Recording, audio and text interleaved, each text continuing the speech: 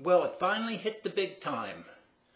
Pesticides and chemical toxicity was on Diane Sawyer's news show last night. So you can go to that website, ABC and World News Tonight, and you can see the piece. What they found in some of the studies they've done that were just released yesterday, that children's IQ dropped by 7 points because of exposure to pesticides. This is stuff I've been talking about now for almost 20 years, about the dangers of chemical toxicity and pesticide toxicity. Nobody's really doing anything about it. If you read the piece that came along with it, people are arguing that we should do more studies. They're not going to do more studies. They're just going to keep producing more chemicals with no studies. They're not required to. And you and your children are going to get exposed to these toxins. And you've got to take your health in your own hands. You have no choice. You know, I do a lot of work with diet, but this stuff is really, really important. The diet stuff I've been doing all my life. This was relatively recent stuff that I've been doing, working with the idea of chemical toxicities and heavy metal toxicities, and I have seen what kind of impact they make on people's lives, particularly children who are exposed in the womb. Some are born with birth defects because of these different toxins that are being used everywhere. So you've got to be proactive about this. This goes way beyond diet and what you eat, way beyond that. And you think you're safe because you're eating organic food? Don't think so. The whole water table is polluted with these toxins, and they're spraying on everything. Now, the simple advice they gave on the news show was to wash your food, as if these toxins don't penetrate in and get inside to the actual food stuff itself that you're going to be eating. Now, that's a major problem, and you need to understand that that is going on. There is absorption of these toxins, and you're getting them in your body, and they are going to do harm to you. I covered the body burden study in an earlier video, and that'll all be up on my site pretty soon, so you can read that. But check out Diane Sawyer's report.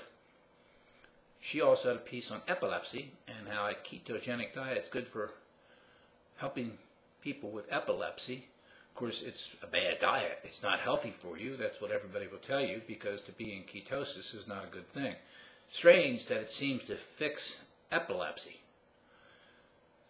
Therefore, you got all kinds of things going on. You got the chemical toxicity going on. You got epilepsy. You got doctors putting people on drugs and medications. It's just wild out there. And then the previous night there was a study or a report about how many people are in pain. And doctors are doling out Vicodin like candy for all the pain that people are suffering from. Bad problems out there. And a lot of this pain is inflammatory pain, and inflammation is the effort of the body to try and heal itself. They don't understand that, and they give a drug to try and take the pain away, but they're crushing the body's ability to heal itself. The body is purposeful and reactive, and these are concepts that you need to understand that you won't get from modern medicine. So that's an issue that you have to contend with. That's why I do so many things on my site, because I'm interested in so many topics related to health. Everybody and their dog is doing work on diets and then exercise, but I go way beyond that by getting into this whole idea of energy medicine and toxic chemicals and explaining that to you and giving you choices and alternatives about what you can do to protect yourself.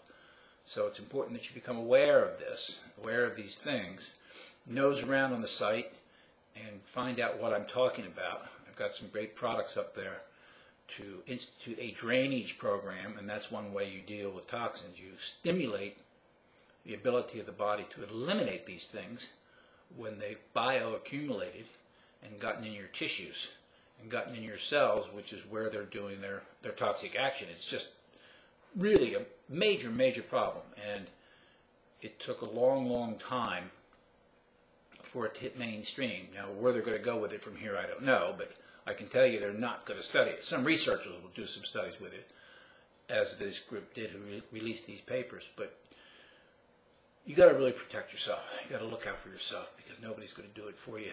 And you've got to go way, way beyond diet and nutritional supplements. That's the take-home message that you need to know right now. I'm Dr. Greg Ellis. Let's work on ridding ourselves of toxins.